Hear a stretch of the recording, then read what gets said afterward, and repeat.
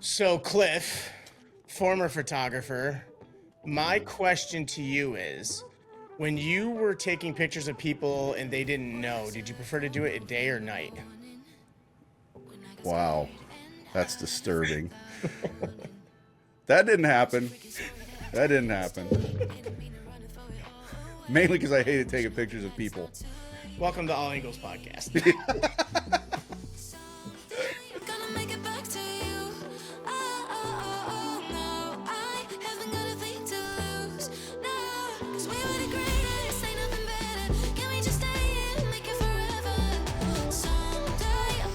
Well, before we get started here, I just want to kind of track back to last week's episode. And first of all, thank Adam for coming on. It was unreal.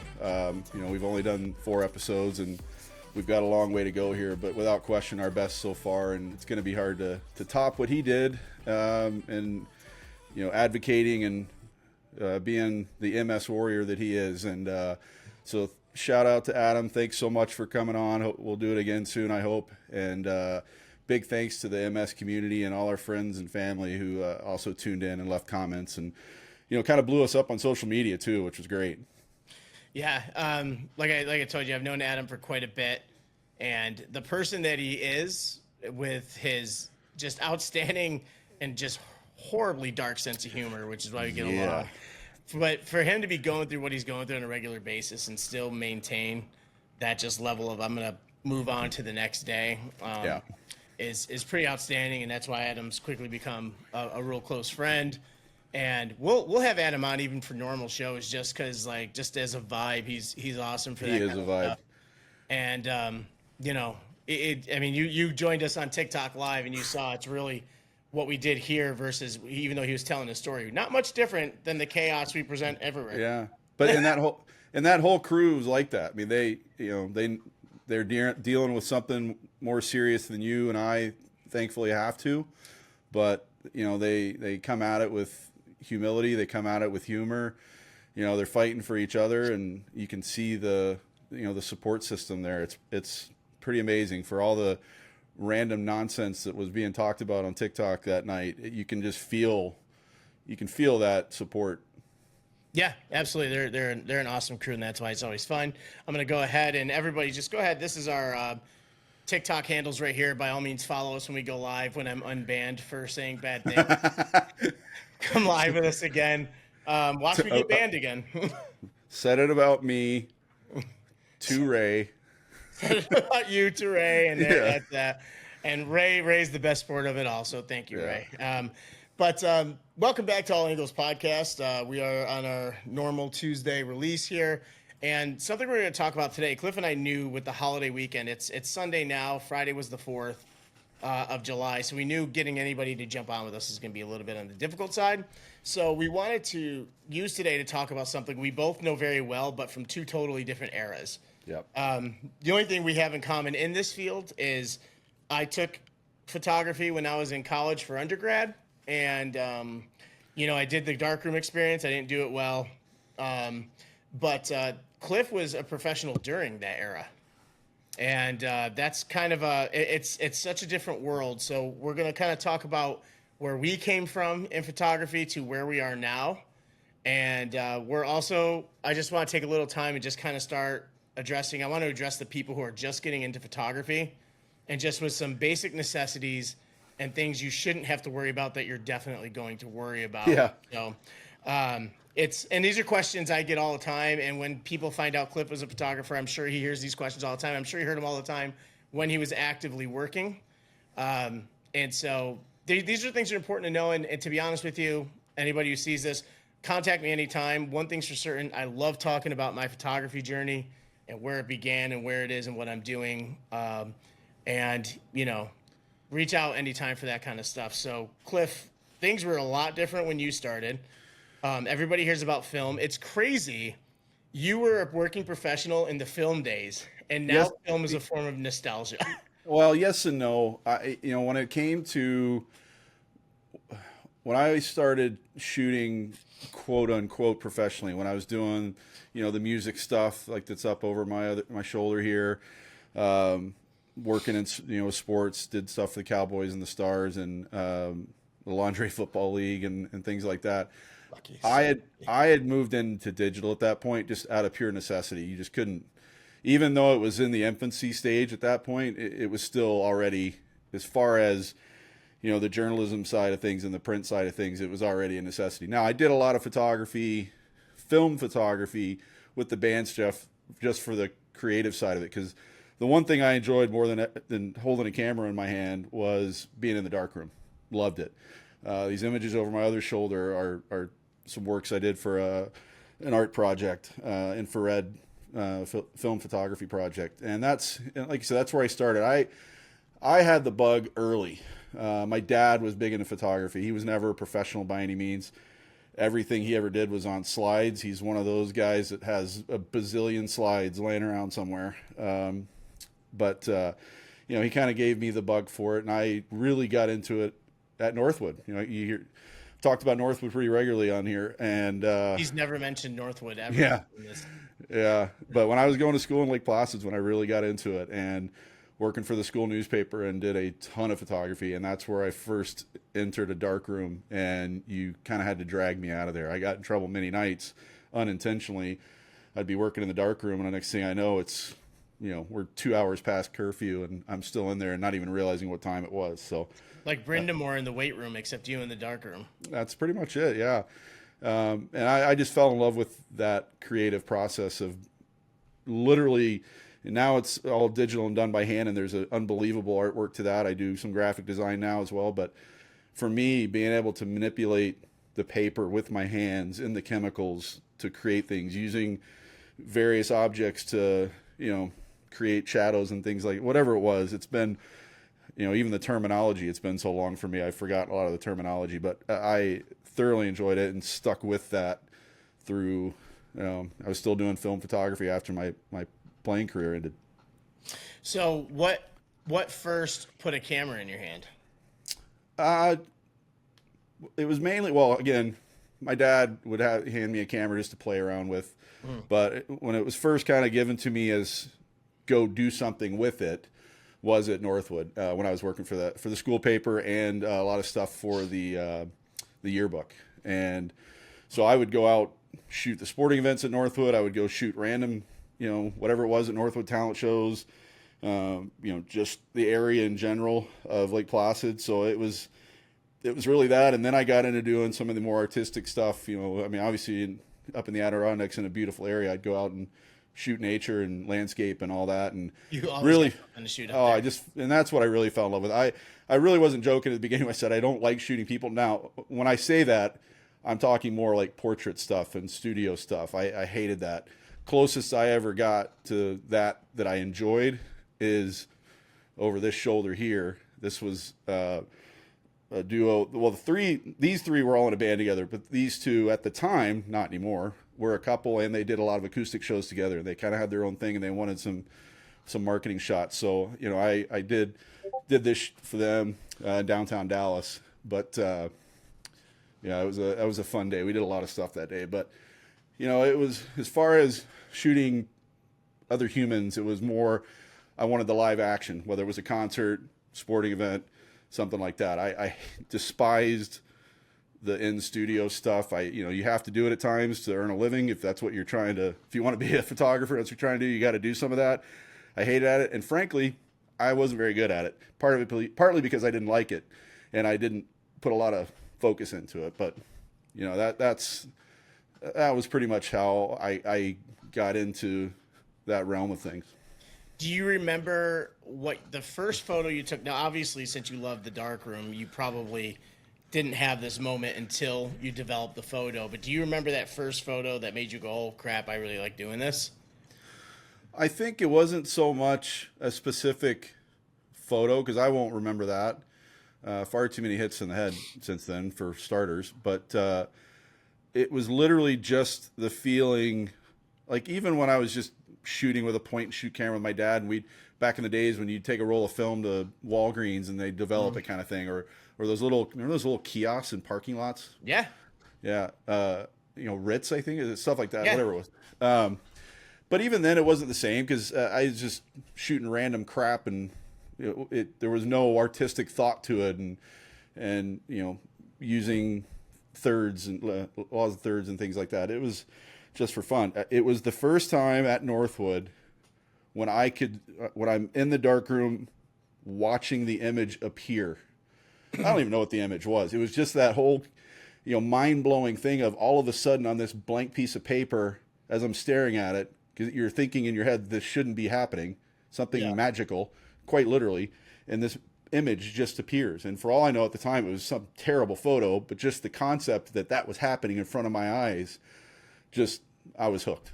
It's like it's almost like the old Polaroid days, except you're like seeing a bigger print of it, and it's like a good photo, or at least should be a good photo. And ironically, Polaroid making a bit of a comeback these days. Yeah, and it's actually, I have a video I'll link at the end of here about the cheating, or not cheating, the stealing thing. Yes, yes. I'm still doing it, and I'm yet to give somebody one of those where they're like, oh, this is awesome. People really miss being able to hold the photo. Yeah. And it's kind of a funny thing, but you know what? When I got a bunch of prints done recently, when they showed up at my door and I opened them, I would hold them. And it was like, it was a weird thing. I caught myself like feeling the paper, like the photo paper was turned down and stuff like that. Yeah. And that's, I hadn't, these photos, because for those watching and who have watched this before, there's been already a big change in my background here, and including putting some of my prints up. And I have a lot more on the floor here, but I hadn't looked at these in years. And to pull them out, the matted ones over on this side are one thing, but to just feel that photo paper, to me, it's the exact same feeling, as a writer, as a former journalist, the feel of an actual newspaper in my hand is one of the best feelings in the world. I don't do it much anymore, if at all. Everything's online now. We get on our phones or whatever, but to me, you can't beat the feeling of newsprint and getting the ink on your fingers, and it's just, there's nothing better. It's kind of like a technology that really hasn't changed as far as like what you're feeling and what you're getting. Because I mean, the paper, the ink still comes off on your fingers, like you said, and the texture of everything. And it's sad to see those things going. Because not as a photographer, I just remember being in high school and college, and then like if we had a sports game or whatever, and I'd be in the paper, just looking for myself in the paper and just being able to hold it was such a cool thing. And ironically enough, I never thought about the person taking that photo. Yeah. On the other end of it, it's a weird circle.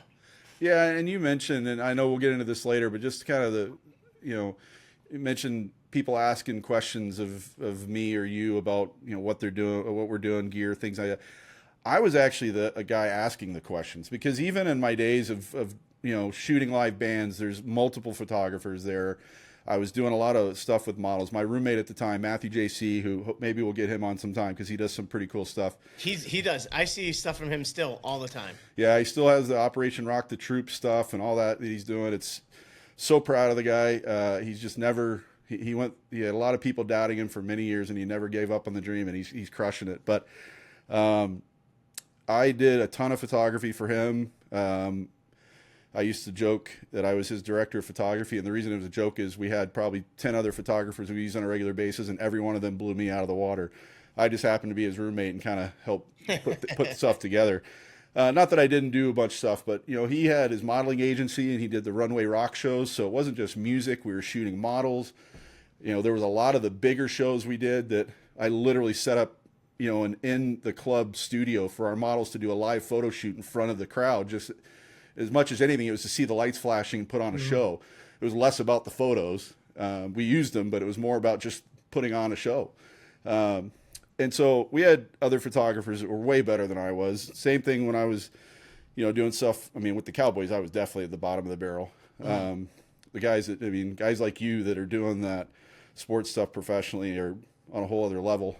So I was the guy asking the questions. I didn't have the budgets that guys from the Dallas Morning News and all that at the time had to get the giant lenses and the big budget equipment. I was using an original, EOS R Model 1 with whatever lens I could find to throw on it. And that was about it. So it was, but at the same time, it was enjoyable because I was getting to go out and shoot. Yeah. And I think that's kind of the route for a lot of people. Cause like, when I started in video, When you and I coached together, photography wasn't a thing for me. I don't think I was about to say I don't think you could even spell it, but I'm not sure you No, still can. I still can't. That's the good thing. I thank God for predictive text. But 'cause otherwise I'd never joking know. aside, where you're going, and I'll let you finish. But there is that irony there that you weren't, and that was my thing for Yeah. years. I wasn't all. The most I was doing was video that I started in Florida because during the 2008 recession, high school athletes down there, I had a sports magazine.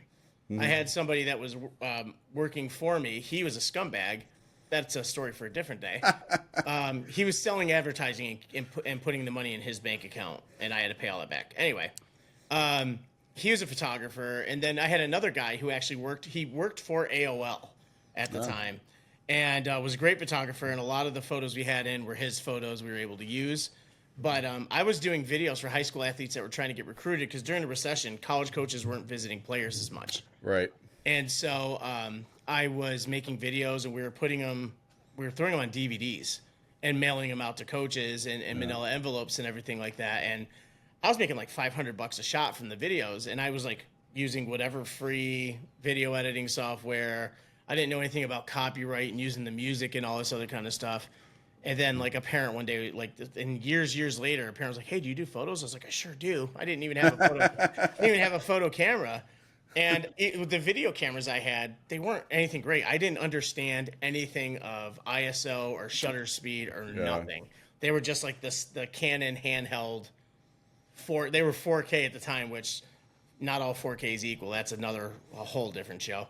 Right. But they were honestly, I think it was just HD actually. It was like 2014. I probably have one of those lying around here somewhere. Yeah, it's right over there. Yeah, the 2000 A handy cam? Kind of, yeah. The 2014s I upgraded to those. But remember I had the camera when we were in New Mexico, and I made like the video before our outdoor game and stuff like that. Yeah, Mac, I remember I posted it, and Mac's like, "Good video, the music sucks." Mac, you suck. But but yeah, I did the video before that of like all the stuff, and then incorporated and just was doing all that. But like, yeah, photography wasn't even on my radar. In fact, when people ask me about photography, I'd be like, "Oh, you should talk to my buddy Cliff," or a couple other friends I knew that were doing photography. Like, because to me, you guys like had all the stuff. I went on the shoot with you at the radio station for the lady they had the magazine. Yeah, Tara Harper. Yeah. And like, I was so clueless of the photography world, I got yelled at by like an in-house producer because I was talking too loud while you were trying to shoot, and they were doing radio shows all around. Yeah, it was Kiss FM. It was Kid Craddock in the morning. Was it? Oh, I just remember being there, and I'm just loud as hell. The biggest show in DFW, and actually one of the biggest shows in the country. Yes, and you were causing. There you go. So look back in the day. You were being John McCreary. Yeah, I'm pretty sure I was trying to find a coaching job, and I was like doing an interview or something like that.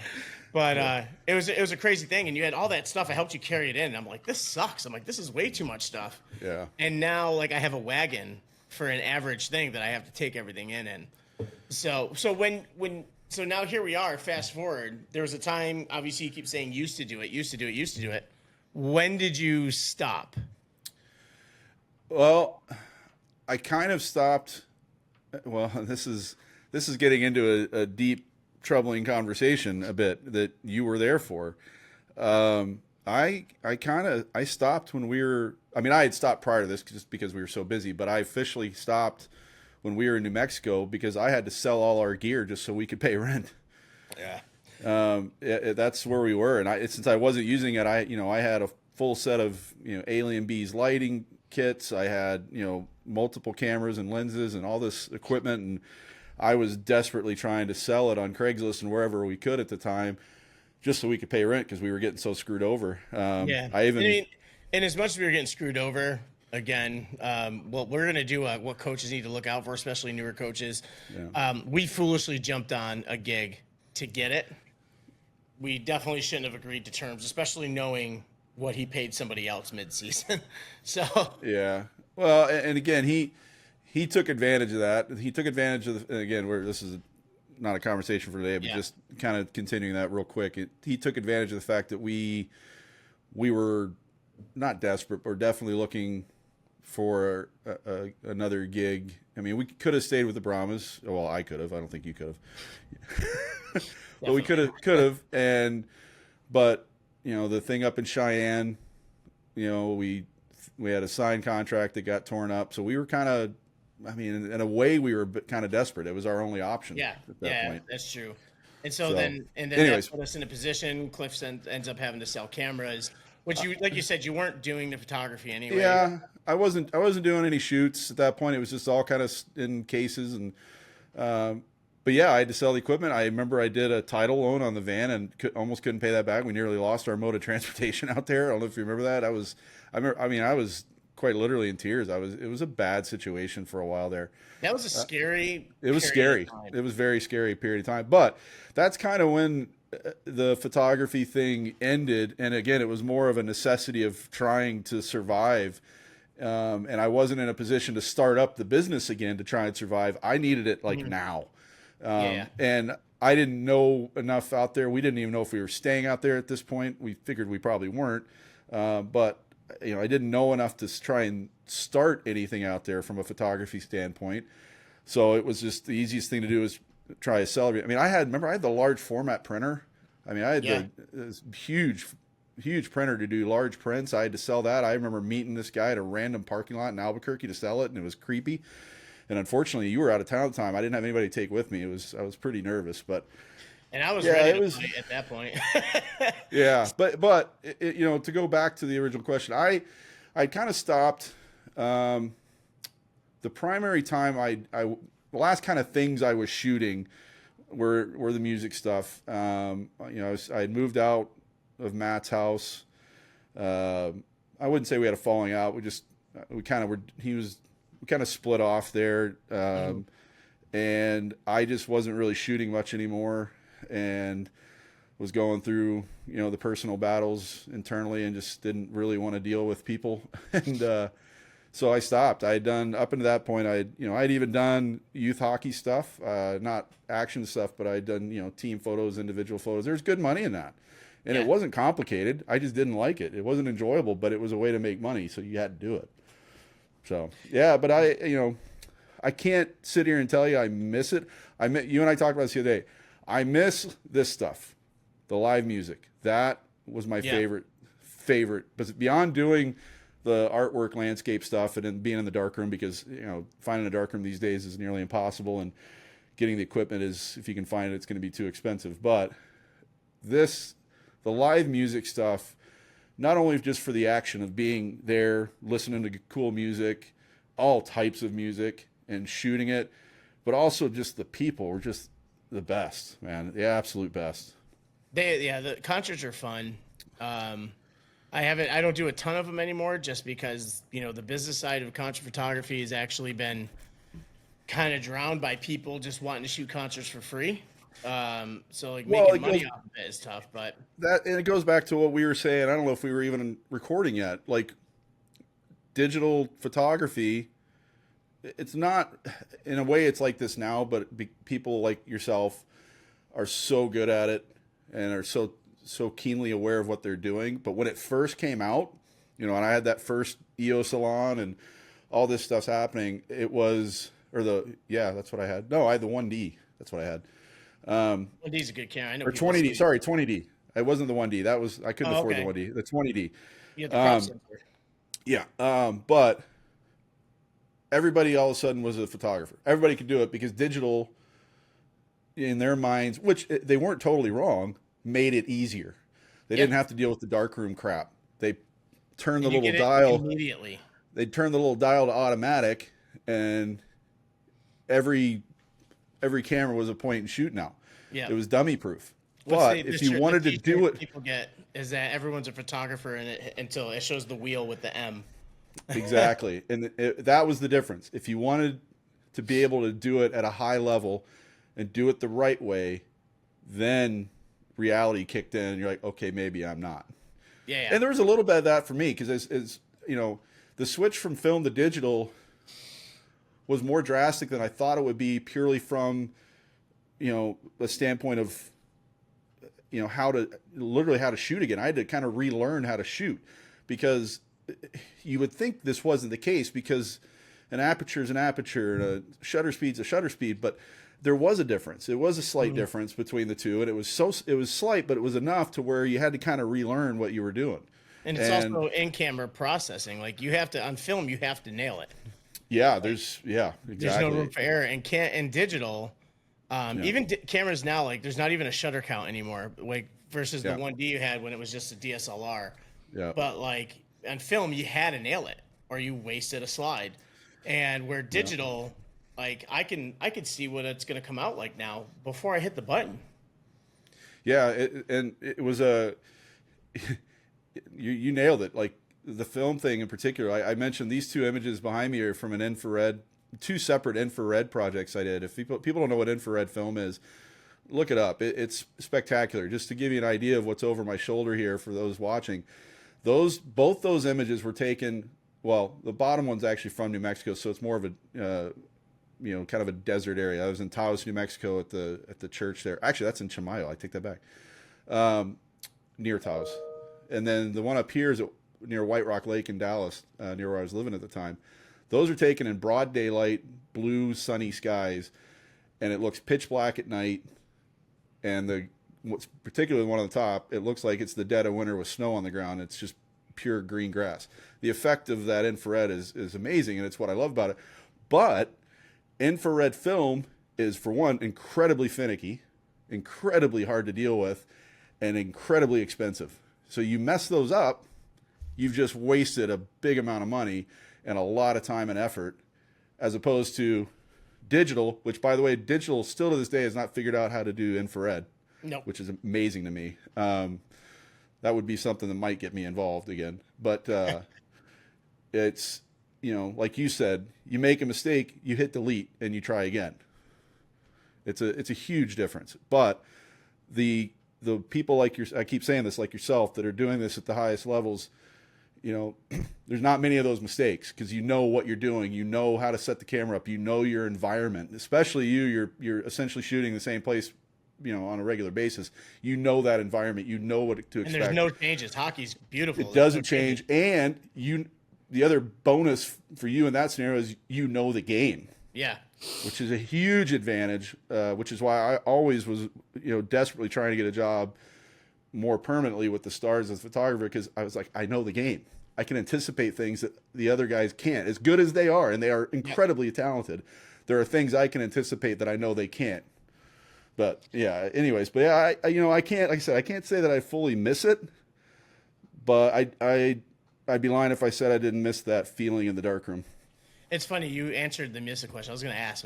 My next question was, do you miss it? And it's funny in regards to the game thing. While that's helped me significantly, especially when I was like first becoming professional at this, it gave me an advantage. It's also robbed me of creativity in a hockey game. So there's a photographer up here. He's probably the top guy for Getty. His name is Patrick Smith. He covers a lot of the Capitals games. I'm such a fan of him. Like I see him all the time, and we bust each other's chops all the time. And like he's someone where if I heard through the grapevine he said I was a good photographer, I could retire then. Like the respect I hope I have from him is unbelievable, because he will get photos at a hockey game that a lot of my best shots I copied him. And I tell them straight up. I actually love telling people when I see an idea, but like hockey, I'm almost like anticipating to play like I'm on the ice. Right. When you have Ovechkin on the ice, it's very easy to anticipate what's about to happen. Yeah, he's standing in one spot. Yeah, and if he's not, someone's about to get drilled. So it's one or the other. It's funny. I actually don't have a lot of Ovechkin hits because fan brain kicks in, and I sit and I watch through the lens, and I watch as a fan. That's the worst. It's terrible. And everyone's like, "Oh, did you get that? You had your camera up." I'm like, "No." But it's funny how it's taken that from me. So like there's a lot of photographers I work with at every game. And before I get into like my beginnings to where I am now, the people I work with, not even just guys, the people I work with at Cap One Arena are some of the most amazing photographers I know. There's a guy, Jeff Burke, which is probably one of the top guys for USA Today. Nick Wass is a freelancer for the AP. He does amazing hockey photography, but if you ever have a question on lighting or technology or studio stuff, I think Nick would probably be the first person everybody goes to. I know if I have questions, I'll message Nick about anything technology with a camera. He messaged me one day. He goes, "Hold on, shooting the Orioles game." I was like, "Okay." I thought I'd hear from a couple hours. 10 minutes later, he's messaging me, "You need this, and this," and he's in the middle of shooting the Orioles game. Well, let me ask you this, and sorry to cut you off, but you brought up something that I experienced, and it sounds like you did too. And this isn't, you don't find this in every industry for sure. In fact, in some industries, it's the complete opposite. My lights are flickering. Hang on, make sure I don't lose internet. That's why I'm looking around. I think he froze. He's going through a storm We'll have to edit this part out. So I'm wondering if the storm knocked out his capabilities. Yeah, whatever it was, there always was a good, kind of, it was a good relationship among the photographers. There was the occasional, as you get anywhere, jackass that thought he was king shit at Turd Mountain. But that's the exact phrase I had going in my head before you said that. So that's yeah, I knew it was going. It never completely went off. For the most part, it was, everybody was, there for the same reason. They wanted to produce the best product, but they weren't unwilling to help or give advice, or, like I said, even just help carry some equipment around if you had some extra stuff that particular day. I don't know if you've experienced the same. I've experienced both. So when I was covering the Islanders in New York and the Rangers, I was lucky enough to work alongside Bruce Bennett. Bruce Bennett is the hockey god photographer. He's the head of Getty Hockey Images. And there's tons of articles and stuff out there. I think this year was his 50th Stanley Cup Finals that he covered. Like the famous picture of Gretzky hanging up his skate for the last time, that's Bruce Bennett. So when I was there, I constantly asked Bruce to critique my work, and I built a good relationship with Bruce, which is why I am where I am now. He's the one who referred me. But there was also people there that were just kind of jerks. And there's a ton of jealousy, but the jealousy aspect comes from the people that are trying to get into your spot. So there's some that are jealous but cordial, and there's other that are just jealous. And like I don't have bad relationships with anybody in the photography world, but there's a couple people I could do without, I guess is the nicest way to say it. But I'm just really fortunate in DC because here it's like not only are they great photographers, it's like the top of every wire. You know what I mean? Because like we got the White House stuff here, so I have like the top USA Today sports guy. He's always off at the Olympics. Patrick Smith, like I said, for Getty, plus some of the top freelancers for Getty, like my buddy Scott Taish as well. And then there's, like I said, Nick Wash from the AP, and then all the other AP photographers.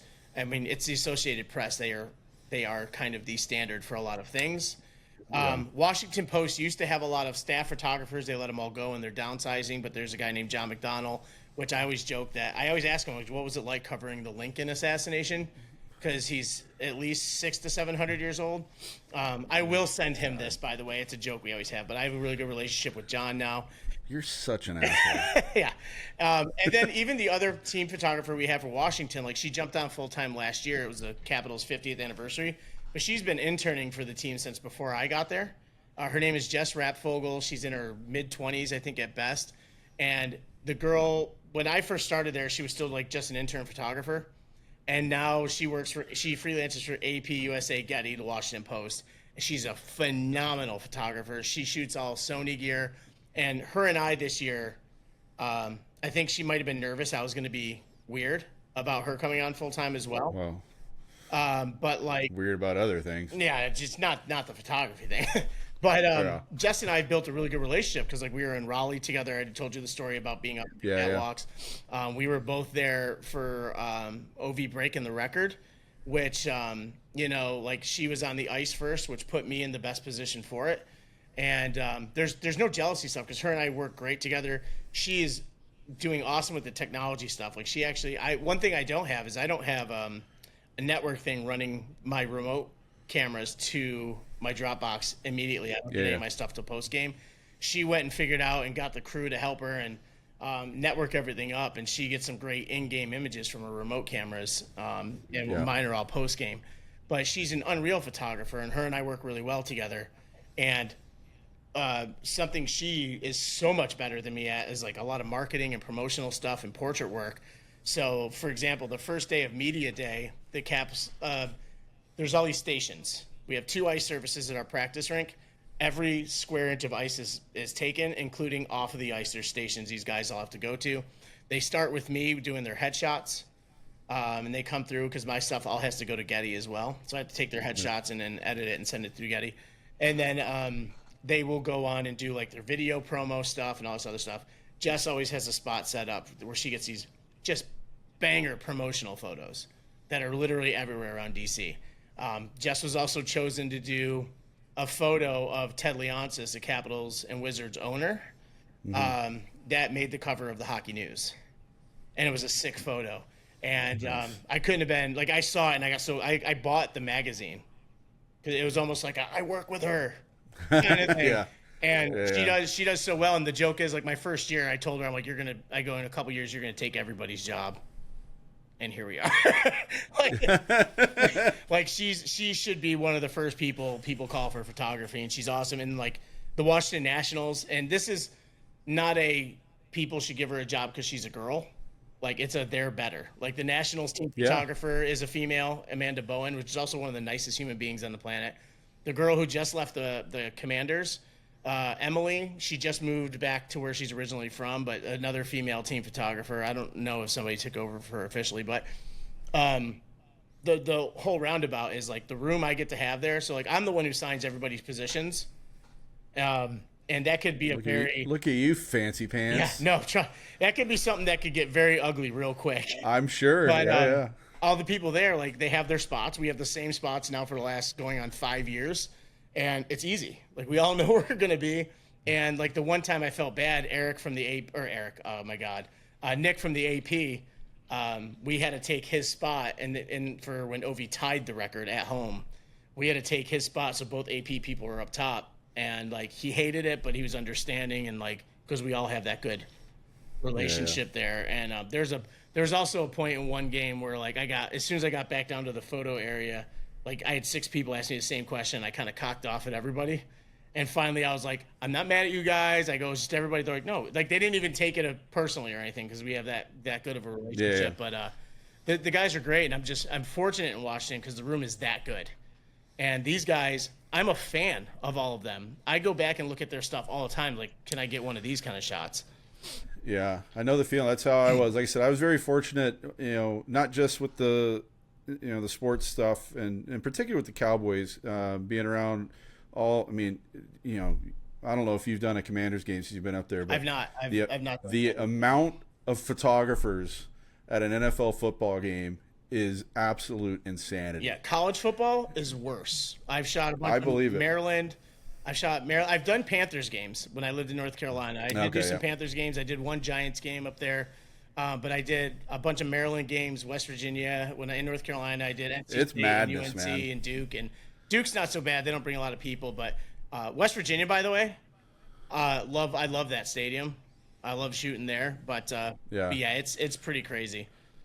But yeah, I was always very appreciative of, and perhaps it was because I was so far down on the totem pole. I was an intern, and maybe even more than an intern by the end of it, even though it was, I guess, technically still my title, but I wasn't really anymore. That I wasn't a threat. Maybe that was it, because you kind of mentioned that too, that I wasn't there to take anybody else's job, so they were willing to kind of help out. But I also have that same, when I was doing the music stuff, and depending on who I was shooting, and it was all the local bands in Dallas. I didn't do any big shows. You and I both know those can be a pain in the ass to get a part of. They're a pain, but they're also lame.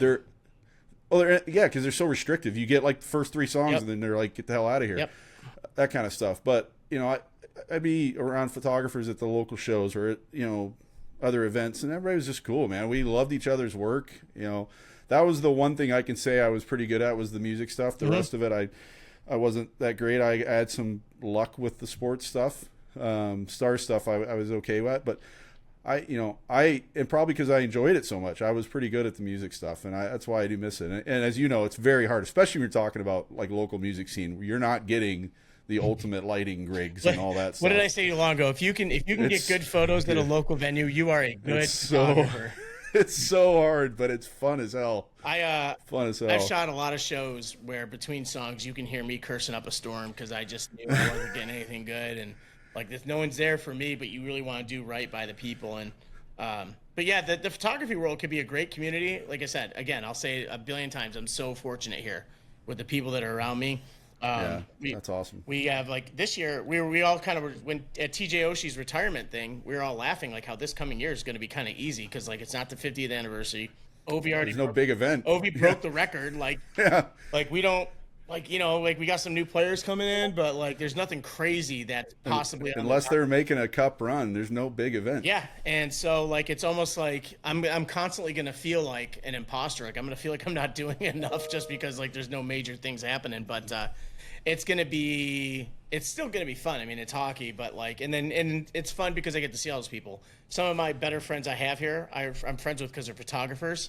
Yeah. And we see each other, and we really do like take care of each other. Like during the playoffs, one of us will buy the food for all the photographers, even though we get catered meals. But sometimes we just want to get like pizza from a place, or we'll go up. You don't always have time to go to the catering either. Yeah, especially during the remodel, the catering was all up in the press box because our normal room was taken over, and so we're right in Chinatown, so we'll go around the corner and get some Chinese food or something like that, and like it's all awesome with each other, but.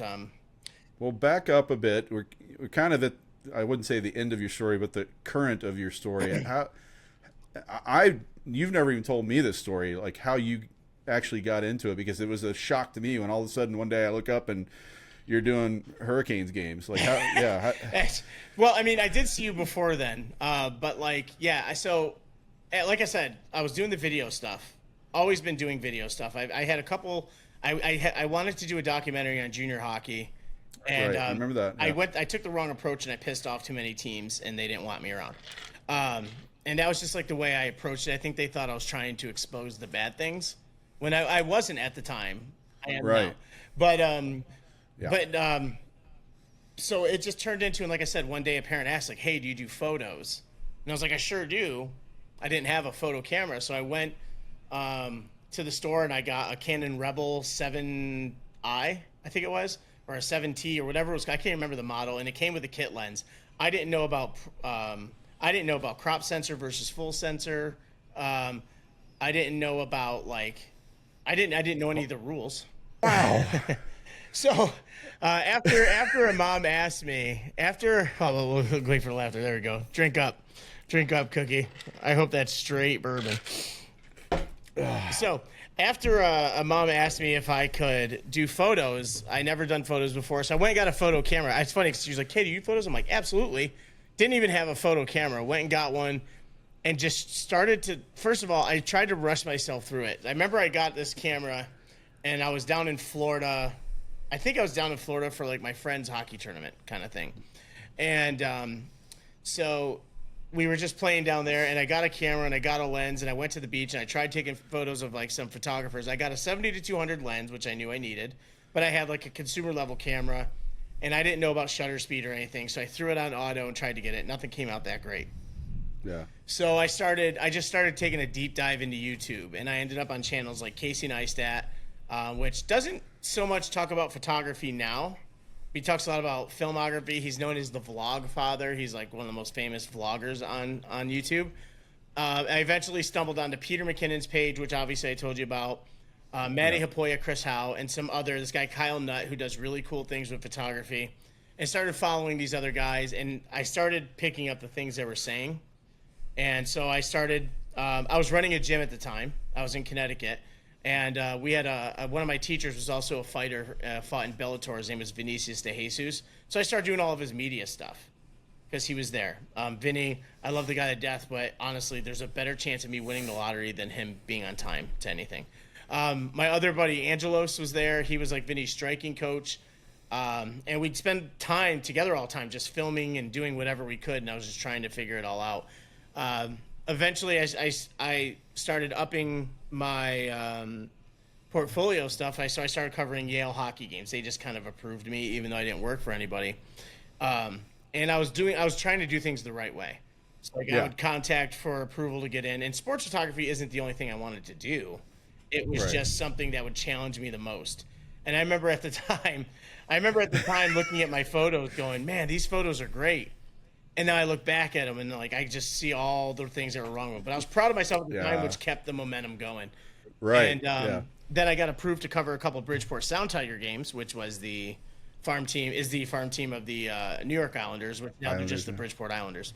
And so I got a job with Hearst Media, which controls like a bunch of the newspapers throughout New York State or New York City and like Stamford, Connecticut, and stuff like that.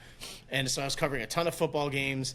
I went and got myself some new cameras, like some things with fast shutter. Like I remember my two big pro cameras was the Canon 7D Mark II, which could do like 14 photos a second. There's a crop sensor, and then I got a 1DX Mark II, and that was like my first holy crap Canon camera. And this thing sounded like a cannon firing off. It was just like a machine gun, and that was like my first real professional camera. It's a $6,000 camera. That was my dream camera back when I had that 20D. Yeah,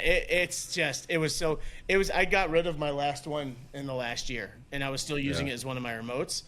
And they were like, I had two of those and two 7D Mark IIs. Now, mind you, for beginners, you don't need 4 cameras.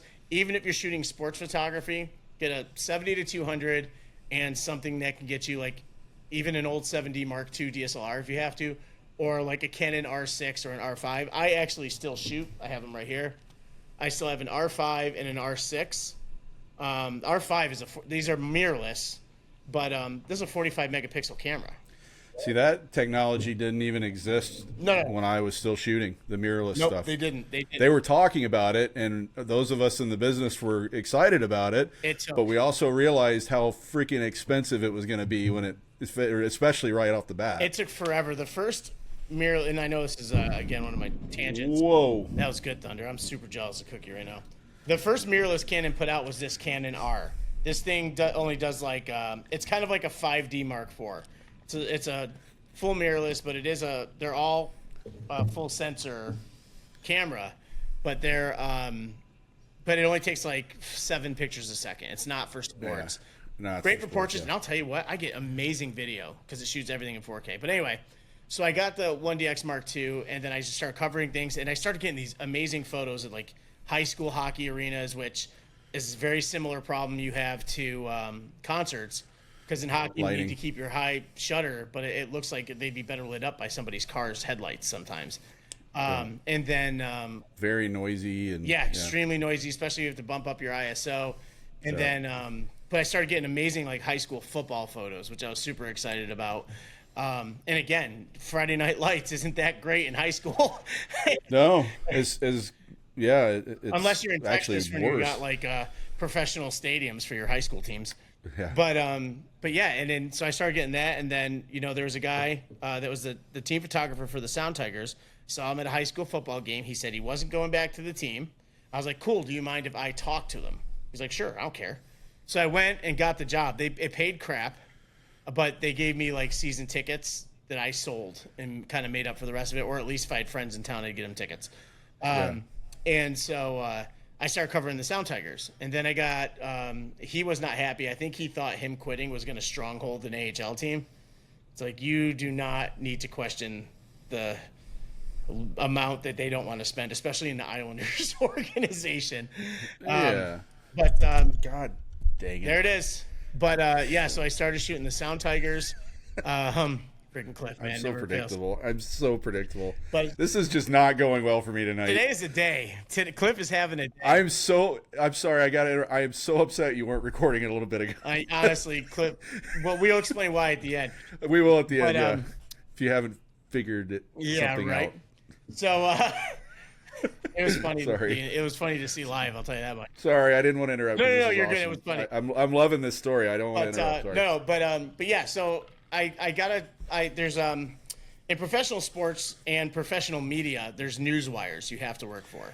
If you're not working directly for a publication, you have to work for Getty Images, USA Today, which is now Gannett, or the Associated Press, and they have lower levels too. Like there's a thing called Icon, which distributes through Getty.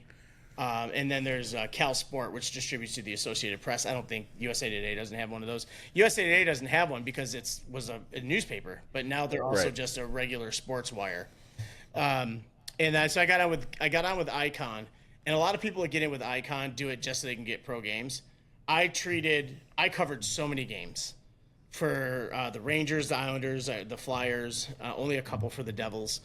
And I drove everywhere. I spent a ton of money because you don't make a day fee when you're working for the low-level ones. You just get commissions. And I was lucky to I was one of the higher earners, earning over $1,000 every 4 months. So like you have to keep your job and all this other stuff. But again, I was lucky enough to work along some pretty big names in New York, and Bruce Bennett, no name bigger than him. And I went and covered. I went and shot your guys' AAA team when you were up there for. Was that the national tournament? No, that was just a regular one. Regular tournament for your Blackhawks there, right? Yeah. And so. I forgot I changed my background. That had been hanging up last week. Oh yeah. I covered. I went and shot that, and I was just shooting everything I could. I was making good money covering youth sports. Actually, really good money covering that because parents all paid.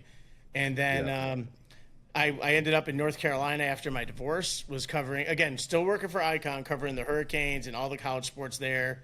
I also was hired by USA Today in that meantime, so I got to cover a bunch of Duke basketball games, which was awesome to cover. That's cool. And Coach K was still there.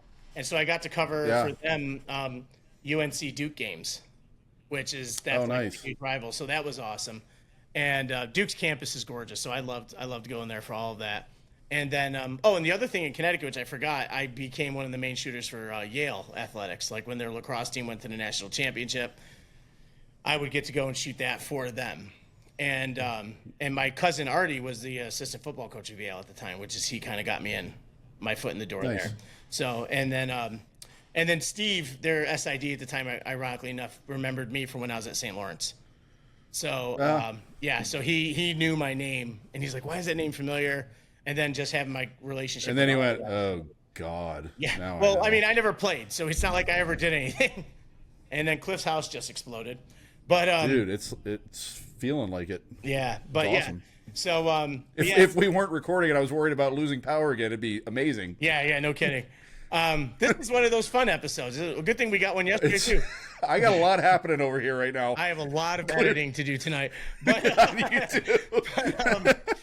I'm sorry. Yeah, but one of these days you'll let me do some of that too. Take it off your hands. But ended up in North Carolina, and then COVID hit and nothing was happening. I lost all the jobs I was doing, and then my apartment got broken into. I was just about to ask about where that falls in this whole. I almost forgot. Because I remember when that happened. I was literally about to ask you about that. Yeah, so September 2020, somebody broke into my apartment, and they didn't break in through the front door. It's when our gyms just reopened, because North Carolina gyms are closed longer than any of the other ones. And I was running gyms in North Carolina again. So I went to work, I came back, and I saw my door was kind of open. I was like, holy crap, I left my door open. Like, how stupid. And I go in, and I look, my TV's still there, my laptop was still there. But then I just start looking around, and it just started slowly hitting me. And I look, all my cameras were gone. My garbage was gone, which tells me they used the garbage to get my stuff out. Yeah. All my cameras, all my lenses. And they didn't take my hard drive. I had a huge desktop there. It was all that kind of stuff. And so I had the police come, they fingerprinted, they couldn't find anything. The Raleigh Police Department was absolutely worthless. My detective's name was Larry Bear. And I had a bunch of people looking for my stuff on Facebook Marketplace, and this guy found my 400 millimeter lens, because I had, on all my lenses, I had these lens caps. These they're made by Peak Design, I think. I can't remember who made these, but so it's to identify mine, because you know how it is in a photo room. Everybody's got the same gear, so I bought a bunch of those, and he sees my 400 millimeter with that cap on it in York, Pennsylvania, and so I call Detective Larry Bear, and I go, hey, I found my 400 millimeter lens. It's a $10,000 lens, brand new, for the old one. Now they're 13. I found my 400 millimeter lens, Facebook Marketplace, being sold in York. His response was, what's Facebook Marketplace? And I'm like, are you freaking kidding me? So I finally said, I started calling him Larry Bear after that, because then the sarcastic "I hate you" me came out. This is my livelihood for the most part. I mean, this is 30. At the time, it was $25,000 worth of gear. It's unbelievable.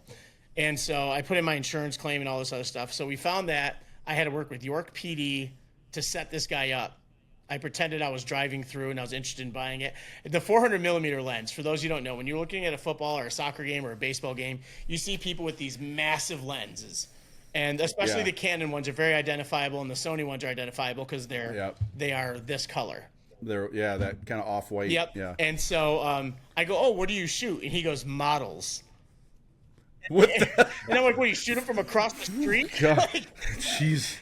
That's like the creepy guy with the telescope looking across in the. Like my opening question for you, but so I was like, oh, I'm like, yeah, I'm like totally, I'm like playing it off, and I'm like, do you have anything else for sale? I'm looking to just kind of upgrade my gear. I wanna be better at this.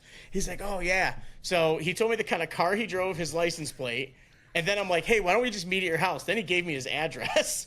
And so I had the police go there. They found my 400. They found this lens I showed you with that rear lens cap on it, my 16 to 35. And they found one 1DX Mark II and one 7D Mark II. And so I at least had those things back. But I felt like I got set back into the Stone Age. And then finally insurance kicked in. They clearly didn't give me the worth. But luckily, the mirrorless cameras started coming out. That their top mirrorless camera at the time was $3,000 versus $6,000. Yeah. So I was able to kind of start building back my inventory for everything. But the way, and this is how I ended up in DC and why I'm here where I am now. I stayed the night here in Alexandria. I always wanted to visit Alexandria because it's a historic town. Cookie knows get me talking about history. We're going to be here for 3 times as long as our normal podcast. But let's do it. I'm in. We'll have those for sure. But that'll be our lives. Yeah. Oh, honestly, it'll be fun. But so I ended up staying the night here. I ended up finding a gym that needed a manager. Moved here, and one day Bruce is like, "Hey, you're in DC, right?" And I'm like, "Why?" And I thought maybe he just needed another Getty shooter here because I didn't know anybody here. Yeah. I didn't realize how stacked the talent pool was here. And he's like, "Oh, the Caps team photographer is moving, and they need a guy." And I was like, "Holy crap!" And so I went, interviewed with the Capitals, and the guy, Sergey, which is my direct boss, he's the head of PR there. He started with Arizona, and now he's here. And he's a Russian guy, which is great because especially at the time we had like 5 Russian players, and not to mention the biggest one. And so I go in there, and he's like, yeah, he goes, everything looks good. And he goes, but there's one photo we need you to take down. And it was after the Tom Wilson New York Rangers incident. And he didn't get suspended, the thing with Panarin. He did not get suspended, so I made a post on Instagram saying how the Caps are feeling right now with no Willie suspension.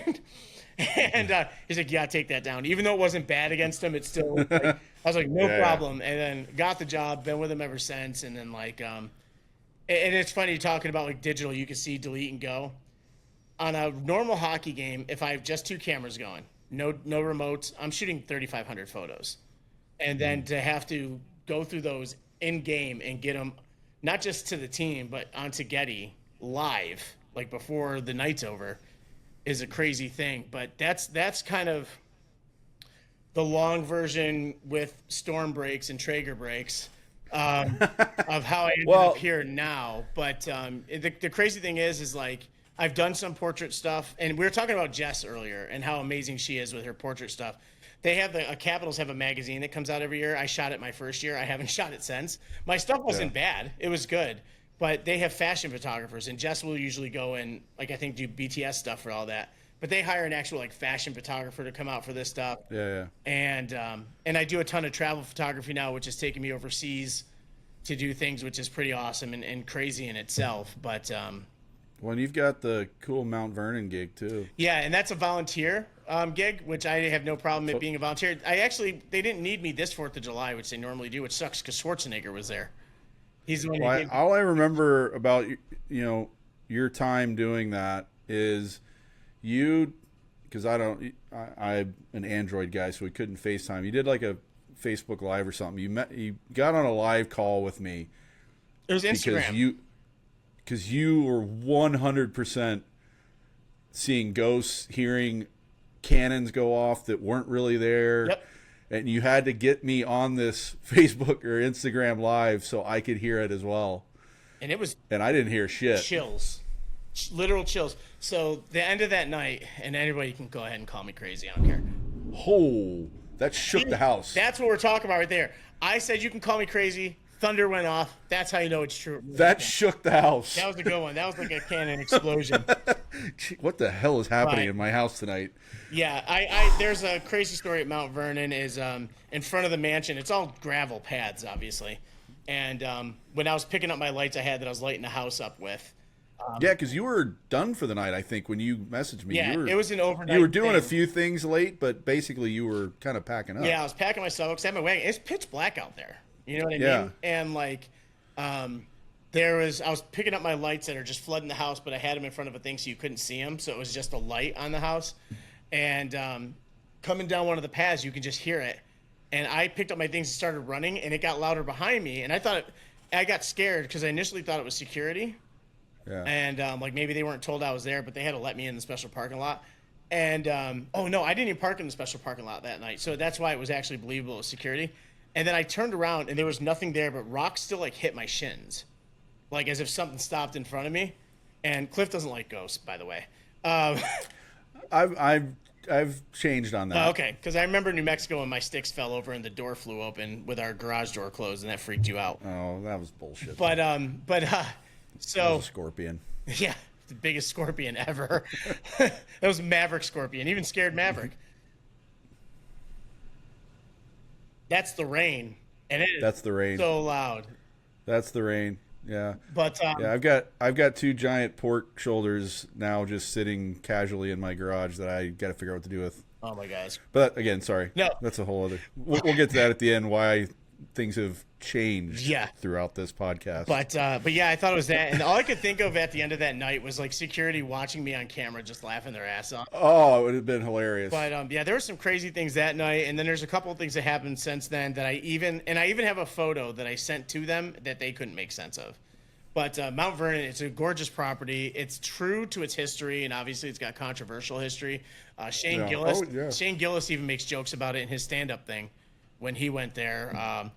Yeah, it's a pretty incredible place, and it's a weird thing to be on the property of the guy who eventually became our first president of the United States. And it's like, that's just this area where I live in with the history in it. It's kind of like being almost like in an upstate New York or Boston and Connecticut. You're just in one giant museum. Yeah, it really is. I mean, there's everything around here, but these are all different things that my photography and my videography has been able to be a vehicle for. But Yeah. the fact of the matter is like for anybody looking to start, like I said, one camera, couple lenses, a 70 to 200 and a wide, either 16-35 or a 24 to 70 are ideal. And it depends on what What you you're. wanna I do. mean, we're talking about what you would need if you want to shoot sports. Yeah. If you're doing something else, you may not need two lenses. You could get away with a camera and one lens, and depending on what you're trying You to could, do. It's just- especially starting. Like if you're a photographer in any field, they always say the trifecta of lenses: 70-200, 24-70, 16-35. You can get prime lenses, which means there's no zoom or no zoom or anything like that. You can get with different apertures, going wide open to 1.2, which means you could see me, but everything else is so unbelievably blurry in the background. Or you can get something that's not. But you don't need to overload on things. The That's important, exactly what I was about to say. Yeah. Is don't overdo it. no, you don't need.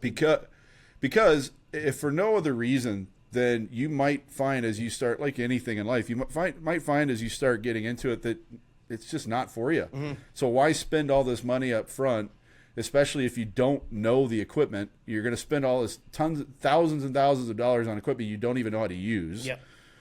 Like, You're not going to get that back when you sell it. get the basics down. Like seriously, get the basics down. You can buy the lowest end model of whatever it is, as long as it has the option, and make sure it has the option to go manual, because that's the thing you got to learn. You have to learn that. The automatic stuff, if you're just screwing around, whatever, you're at a Right. party having with friends, go for it. But if you really want to try and do this for a living, get it to that M and learn how to make adjustments. Yeah. And even you can do that with the bottom of the barrel equipment, and then once you've got that mastered, you're going to see the results go through the roof when you get to the higher level equipment. Yep. So, and that's the thing, is either whether you're trying to make it a living or just be taken seriously in what you do. And that's the other thing. If you want to do this for a living, you got to remember, you got to take photography and treat it as a business first. 100%. And that's just like, honestly, there's so many things Cliff and I have been through in our lives where it was a business first, and you lose sight of that. But that's really what it comes down to. And that's the other thing is like a lot of photography is contract work. I'm not on salary for anywhere as a contract or as a photographer. Well, I just lied. I work for 2 Gold's locations and I get a salary for that. It's not much, but they give me a lot of freedom and it's fun. But other than that, everything is a contract. So you have to account for your taxes. You have to report that stuff, or you're going to have a real rude awakening. Well, I was going to say that, the other, if you're really going to take it serious, and you're going to do it, not working directly for someone, get the business part of it figured out. Create an LLC, go through that process, do it right to protect yourself. Insure your gear. Yes, you've got to protect yourself. You got to protect your equipment. Photography, depending on what you're doing, can be a very personal thing for the person you're shooting, so you have to protect yourself. And it's incredibly important. And a lot of that comes from, that was a good thunder. A lot of that comes from, and the thing is, there's so many different ones. Like I will be a second shooter for weddings, no problem. I will not be the main shooter for a wedding. I won't even be the second. Freaking I won't do it. Not. No, and you're like me probably back when I was doing it. I got asked constantly. Yep. And I would say it's hard to turn down the money because you can make a fortune doing weddings. But there's a reason you make a fortune doing weddings. Yeah, honestly, the best part about being a second shooter is I don't care if you have digital or not. There's no retakes at a wedding. There's not. The moment's passed. And yeah. The funny thing is like I second shot for my friend Spencer in North Carolina, and he gave me his SD card. So I shot is right after I got my gear back. So it was perfect timing because I needed some money. And after we got done, not only I didn't hand him the SD card, I flicked it. Yeah. I want never nothing again to do with this. And never again. Touch him. I didn't edit him. I think he ended up giving me a copy of everything I shot. I've never even looked at it. I don't even know if I did good. But I got offered, and I'm sure you've had this too. I got offered a lot of money back in those days to do weddings. Yeah. I mean, in some cases for some pretty important people in the Dallas area. Mm-hmm. I won't say it was life-changing money, but it was that year changing money. It was impressive money, and I wouldn't do it. Yeah. Just couldn't. There's good money in it. There's too much pressure, too much stress. It's not worth it because you screw that up, you're done. Yep, and I hate to say it's 99%. And the people that do it well I have so much respect for them. Yeah, I know a bunch of those people that do it well, and it's unbelievable. They're so talented. And there is a lot of other things. You don't always have to work for a wire. You're not going to go and cover professional sports or professional events. Even the people who photograph stuff that has to do with the president or in the Capitol building or politics or events and stuff. Yeah. Those are always credentialed people where they're making money to be there. So if you see them, also give them the right of way. They're getting paid to be there. Stay out of their way. Yeah. But, I will go and do that. I'll get paid to travel overseas. I get paid for sports. I sometimes get paid for concerts.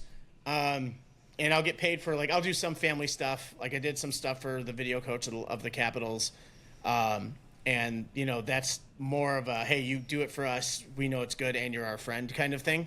But, at the same time, some of my favorite things I've ever photographed, I wasn't getting paid for. And it's funny now, people are like, oh, what do you do for fun? I'm like, I go take pictures and do videos. Right. And I'm I started a podcast with you. Right. And this is video. This is all stuff I still have to know. And they're like, what do you do for fun? It's I do it every single day. It's funny you say that. Yeah, because I remember back when I was shooting on a regular basis, and I had a handful of bands that would pay me a little bit here and there. Some of it was just, buying me drinks and things like that, which was enough for me. That counts.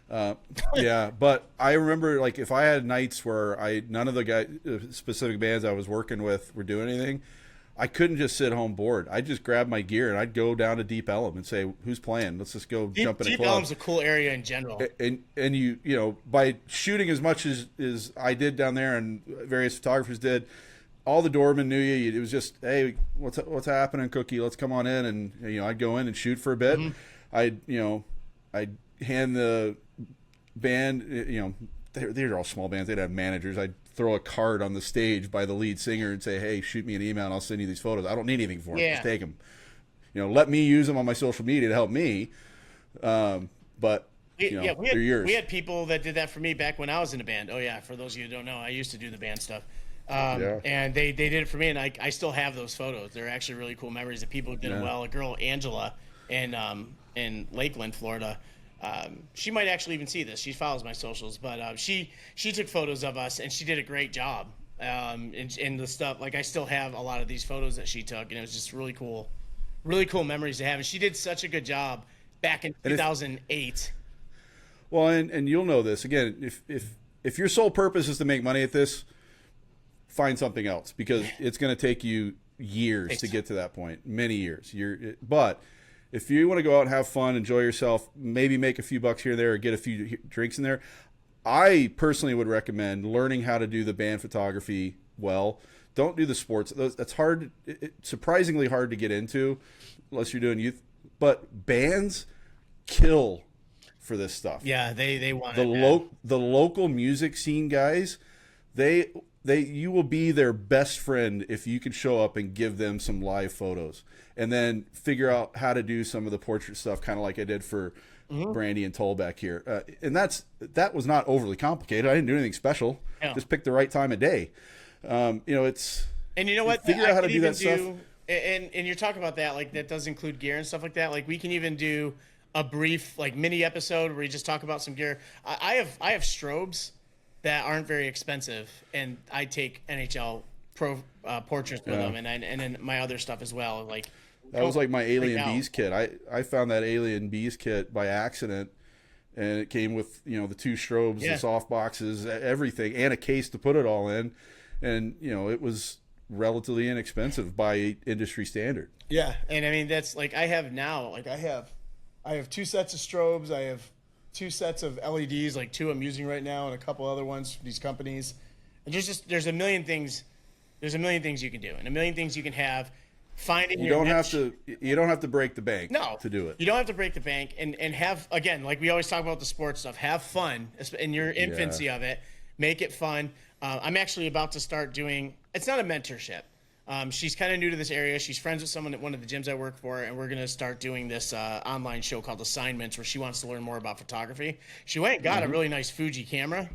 And so we're going to go and just set up assignments. We're both going to go. I'll video it. I mentioned the guy Nick earlier, this studio guy. So if that pops up to be one of the things, we'll try and link up with him. And she's super excited to do it. So it'll be fun to kind of make the video of her learning photography. And even better, it'll be great to see the moments of success where she realizes she's getting better. And she showed me some of her sample stuff. She's already really good. I don't know if she was on auto, if she got lucky with these. I don't know the situation. We'll figure that out. But like, it's fun to get people into this world, because I figured a lot out for myself, and I wish I reached out. It's not that nobody would have helped me. It's just that I didn't ask. The only part of your journey that I'm jealous of is you had YouTube. Yeah. I had nothing. Yeah. Until my career ended and I went back to school, as I talked about in episode 3, and I went back to college and started taking photography classes. And again, that's where the two over here come from. And actually sitting in a class and learning the details of black and white, in particular photography, and learning the history of photography and the great photographers of the world, Henri Cartier-Bresson, who's my favorite, things like that. It's just, there's so many resources now. Yeah. And it's so, I mean, for everything, as we're finding out. But it's, again, the episode that we're going to have coming out on Thursday where we talk about sports stuff. It's a little bit of the get off my lawn guy thing, but there's so many more advantages now with regards to education and stuff. Now, I'm not talking about the education system as a whole. I'm just talking about, you want to learn how to do photography, YouTube's there. Go do it. What's too funny, too, is just talking about the difference. We're a couple years apart in age, but we are decades apart in the... Well, yeah, because of when we started. I started at a very young age. You started at a later date. And the funny thing is just look at, like you said, who your favorite photographers are. And then I'm talking about my favorite photographers are YouTubers. And that's just... Well, my favorite photographer is from like the 50s and 60s and all that. He meant to say Cartier-Bresson is an old John man. McCreary. He's not even alive anymore. Yeah, John McCreary. Ansel Adams and people like that are the ones John McCreary is his favorite. No, it's definitely not John McCreary. He doesn't even like the person. So I have a question for you, and then I've got an answer to this question myself that'll shock the hell out of you, unless I've already told you, which I don't know that I have.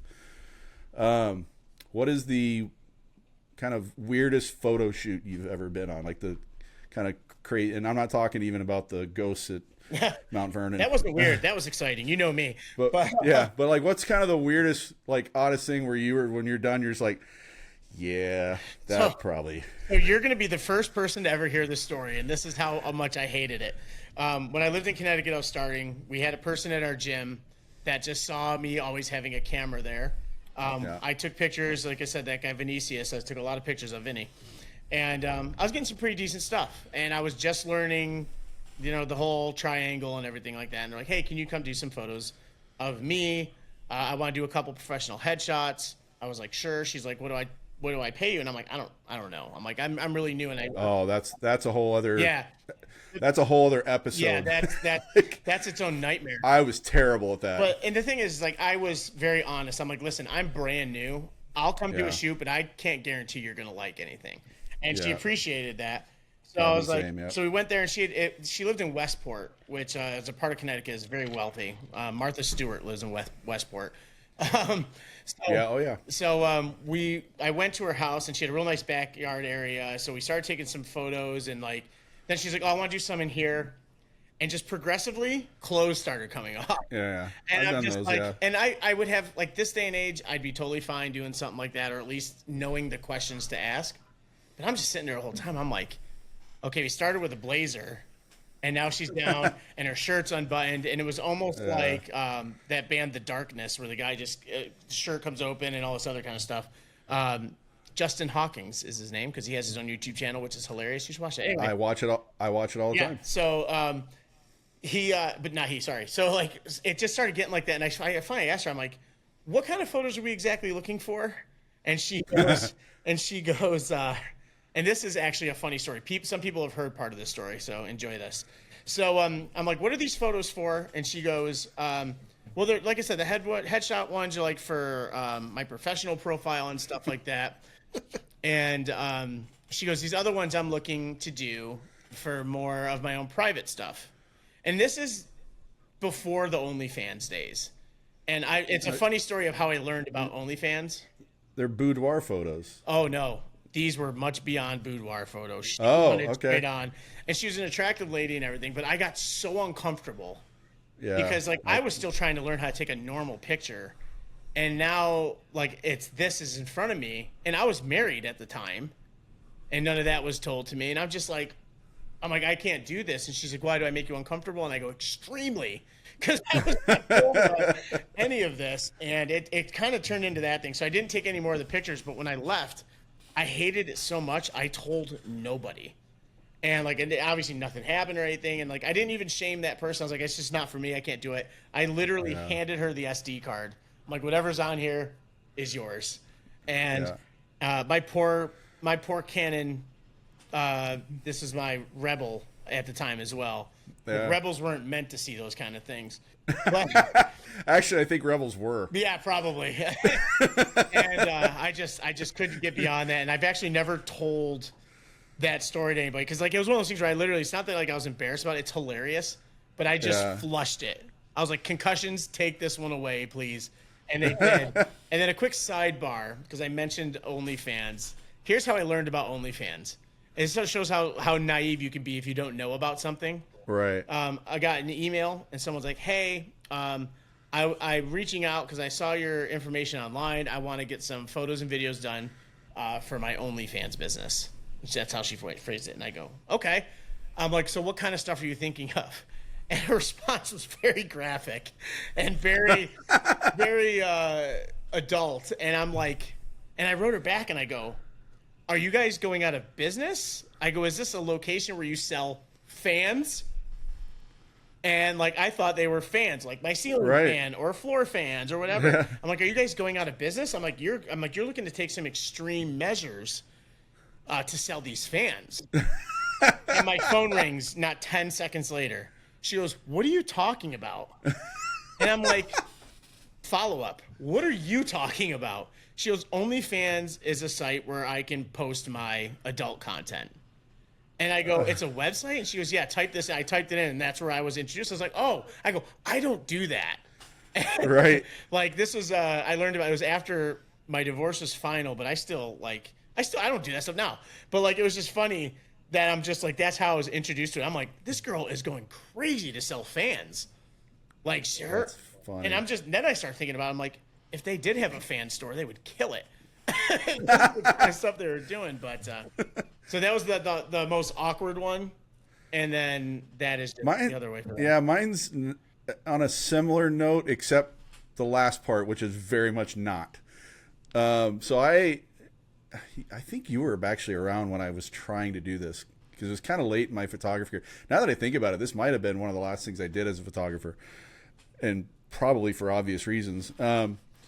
So I somehow got connected with this woman, and she wanted to create this photography business directed towards for women.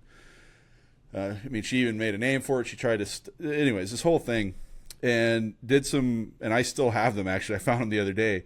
Did some with some women she knew, and some of age, proper age girls, because these were full-on boudoir photos. That's what she was trying to do. It's like not the raunchy stuff, but kind of classy boudoir photos, although some of it got a little awkward, or more than awkward. But one of the other things she wanted to try that I was like, oh yeah, what the hell, why not, was, so one of her close friends owned not a gentleman's club, but a ladies club in Dallas, one of the biggest ones there was. Was it called Hang Downs, or was it called The Hammer? I don't really know. No. But if I said the name, you'd know, because it actually is a pretty famous place. Okay. And she goes, we should go there and set up a photo booth.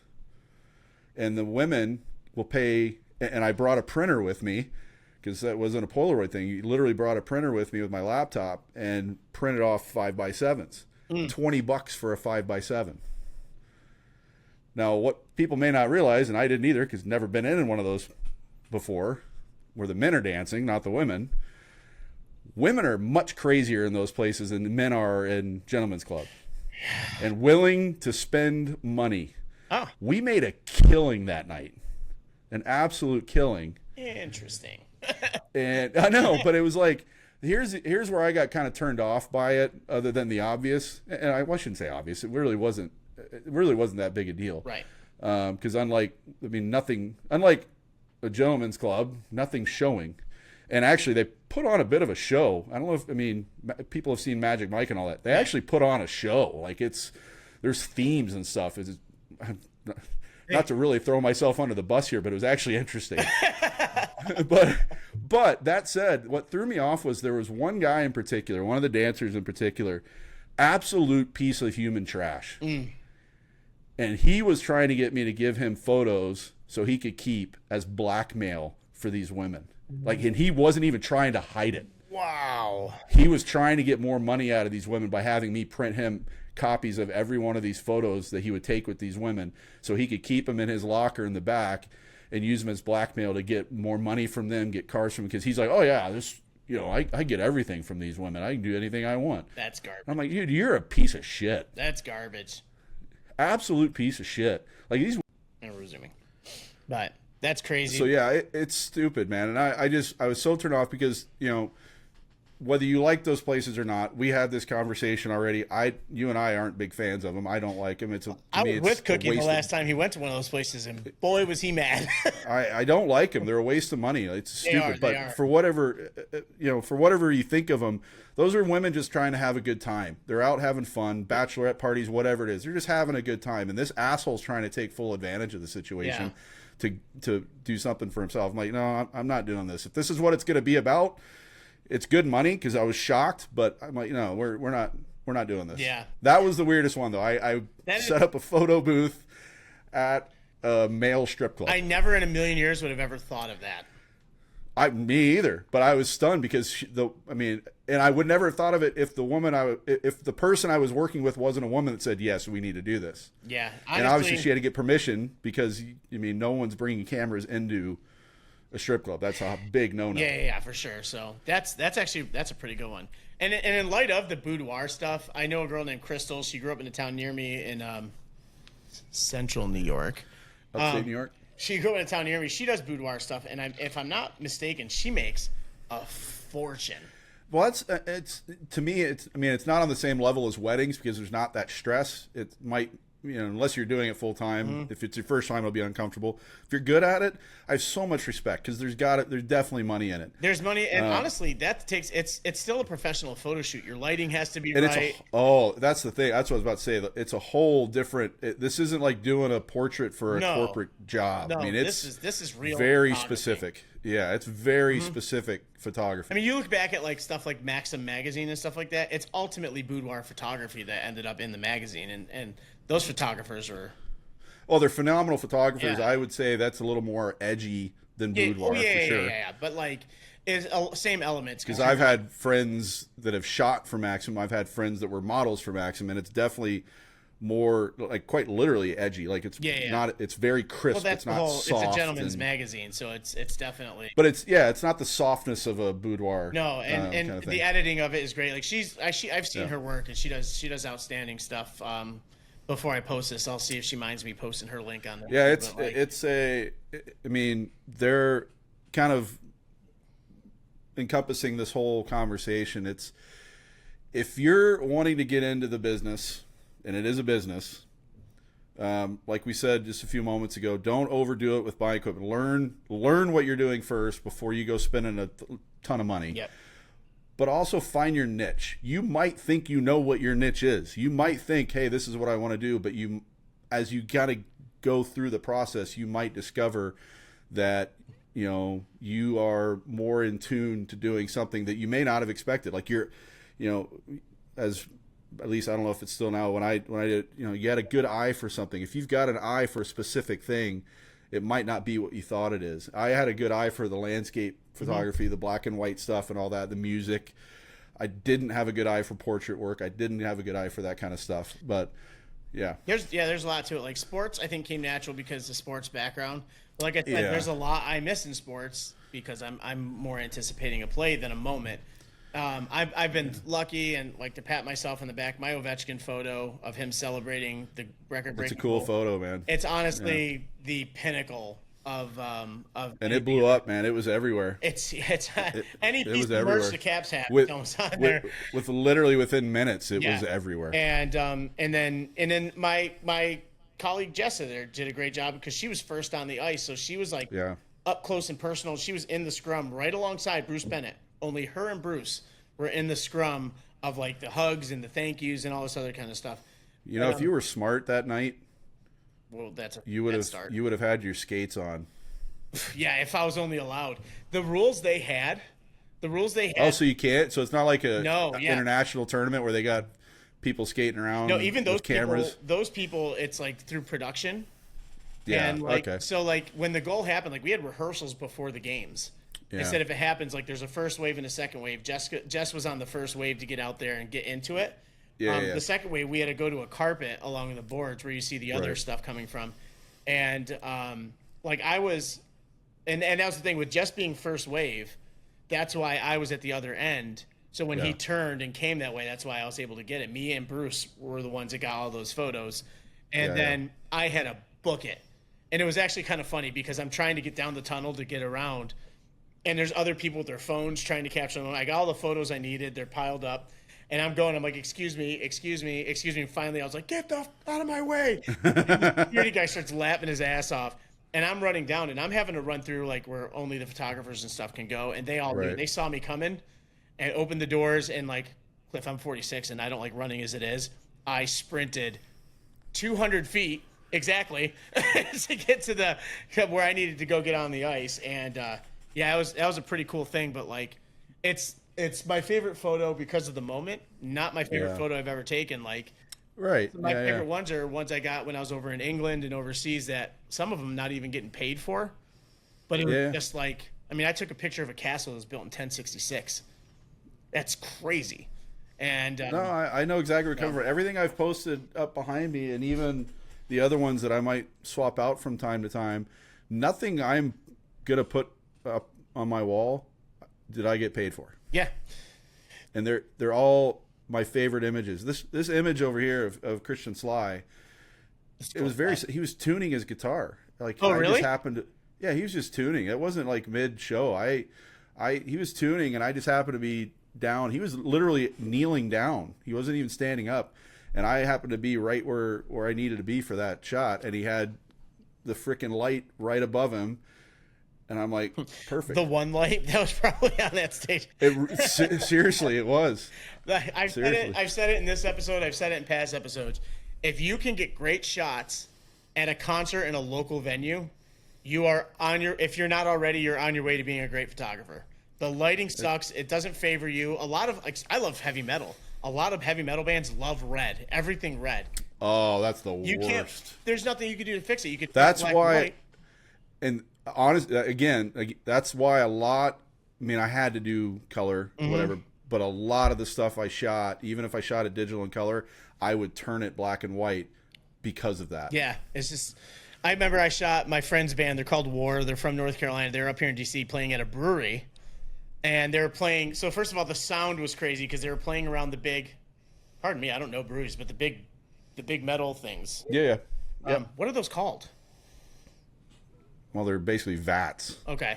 I don't know what the official word for them is, but okay. yeah, I can find out because one of the people on our list is the owner of the There you brewery go. here in town. And so they were playing around all of those because it was a big open area, and they had like a makeshift stage, and then the only lights they had were red. And I'm so used to you're not allowed to use flash at concerts, by the way, for people looking to go. Yeah, I they would have let me because they were my friends, and it's not like a venue show. But I was like, I really wish I had brought my flash for this because like I think I sent them 4 pictures. And they had another photographer with them, a kid named Austin Spruill, an amazing concert photographer. He ended up getting a lot of good stuff out of it. But I remember looking at my stuff, I'm like, these guys are gonna think I'm garbage at what I do. No, you hit on something. Again, we could talk about, and I know I could talk about photography, especially when it comes to bands and stuff, for hours. But the last thing I want to hit, and it seems like a small thing, but it's not. Put your flash away. Unless if you're doing music, if you're doing a sporting event, put the flash away. You will piss a lot of people off. Yep. And probably in most cases get asked to leave the facility. Yeah, I mean, there's everything you know about concert photography. They say 3 songs, no flash. Yeah, it's like that's the quick rule about it. And then on the flip side, if you're taking portraits outside, this is a free nugget. If you're taking portraits on the side on the go and all you have is an on-camera flash, put the sun to their back, flash on their face, because then you won't have to blow out the background just to get the people, your subject, to pop out of the picture. It's so basic for people that know, but a lot of people don't know that, and they'll try and take pictures with the sun in their eyes and wonder why everybody's squinting or the people are even too blown out. But we could do another thing. Questions on what you might have. Contact us at any point. Yeah. It's a topic where I will never get tired of talking about it. We're definitely going to do more episodes dealing with photography and videography. We're going to have other photographers on here. I would love to get Patrick on here, and just any other photographers wherever they are and what they're doing for this. Just because I love hearing other people's stories of it. Just like we have the MS people, and wherever people are, and that's going to be the running theme of a lot of what we do is getting other people to hear whatever it is they're doing and their story about it. But yeah, as excited as I am for our sports conversations, and if we haven't said it yet, I think we said it on the other one. We are moving to 2 shows a week. One will be sports heavy, trying not to be like hockey specific, as we've talked about every show, but it's hard to avoid it. we failed. We failed. Although if you watch that other show, which will come out a couple days after this one, we pretty well shredded a couple of leagues. Yep.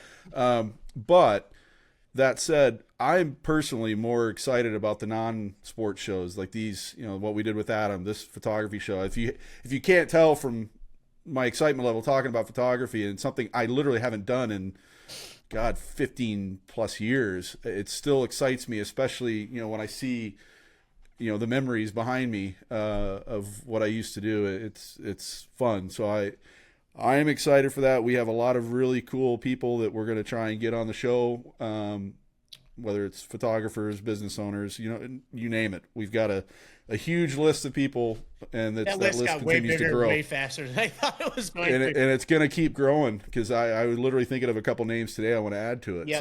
So it's exciting. It's exciting because like we're both people who are eager to learn about other stuff, and honestly, that's what makes it interesting. Because like anybody we have on here, if you're going to be on here, like when you're telling us your story, we're excited to hear it, and we're gonna have a lot of questions especially if we don't know already. Yeah, let me add one thing that you can comment on. You know, because we encourage, obviously, like the video, subscribe to the channel, but also comment. Like, we want to hear from you, your thoughts on what we're talking about, any ideas. You know, if you've got contradictory things to say, we want to hear that for sure. But who do you want to hear from? I'm going to steal an idea. Okay, let's say it now. I had to switch hats. Oh yeah, I had to switch hats, and I had to switch shirts in the middle of this whole thing. So some of you will have noticed the continuity changed a bit on my end, and I'm hitting the mic again. But I had to run away, and I really wish John was recording, because it was pretty damn hilarious when I got back. His Traeger went out again. He went and opened the door, and I'm pretty certain Missouri had its first hurricane. It was dumping outside on top of the Traeger, which knocked the power out for that particular outlet. So I'm having to bring everything into the garage, and I came back in real quick to get on the camera so John could see I need to change, and he died laughing. He was I really soaked. I was drenched. I mean, throw all the Clifford the Big Red Dog things you want to say out there. I looked like a wet dog. But the reason I bring that up is the hat I was wearing before was the Journey, and that's one of the names that's on our list of people that I'm dying to get on the show. His name's Eric Saperston. But to steal a line from his movie, we want to hear, who do you want to hear from? And we'll get into his documentary sometime, especially hopefully if we can get him on. But either way, I want to talk about it, because I think I know I've made John watch it at one point, at least once, maybe twice. I know we watched it in New Mexico. I think we watched it at the Plex as well. I think we did, yeah. But he basically traveled the country talking to the most important people to get advice for the younger generation. And one of the things he kept asking was, who do you want to hear from?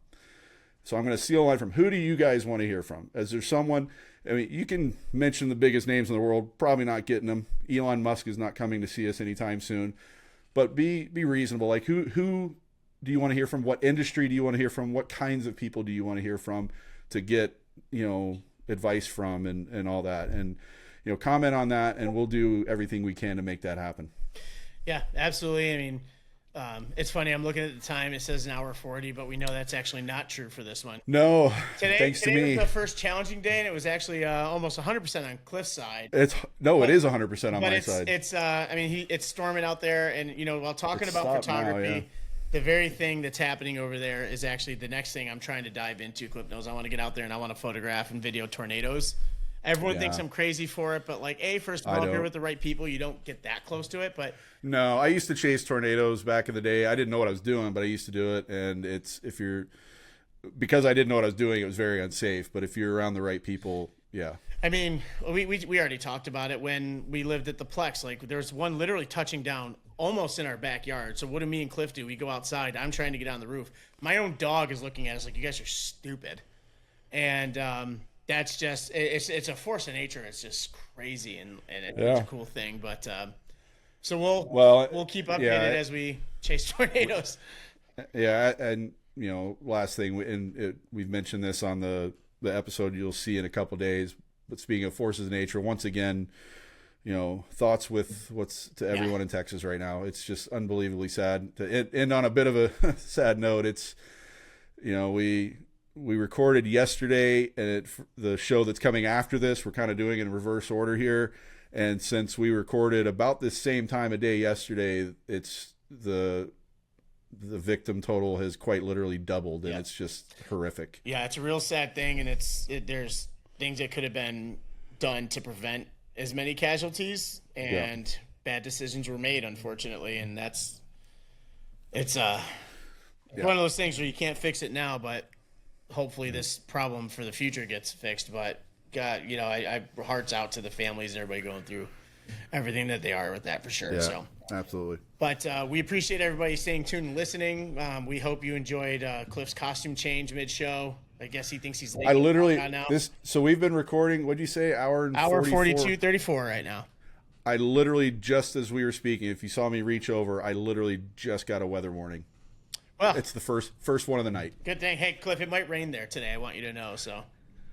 Yeah, it might rain. Flash flood warning. Yeah, awesome. Yep. So. I've got clothes in the washing machine right now that can verify that. Yeah. It's just unbelievable. Yeah.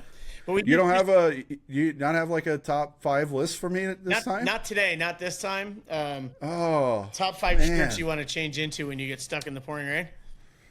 Yeah, this was, and ironically, I joked with you yesterday because. That's right, about not wearing the same one. Well, and this is the shirt I wore yesterday, different hat, but one of the things we recorded that we re-recorded today. I said, well, I might not be wearing the same thing. There might be a continuity issue. You're not wearing the same shirt either, FYI. From North American team, North to? America. Well, you mentioned it because we re-recorded something. Oh, I think I was. Yeah. That's right. No, I guess I forgot about that. But concussion brain, man. I have friends with MS. Okay, I forget things. So, but again, we thank everybody for coming out. Don't forget to like, subscribe, comment down there, share this with your friends. We're building. We're really working hard to build this up to get this to a point. Your support is free, but it's also even more importantly appreciated. So again, any of your comments about photography, our journeys, what's in the future, what's in the past, drop them in there because we're pretty on top of responding to everybody for sure. So, bye. He's so weird sometimes. I swear to God. Bye.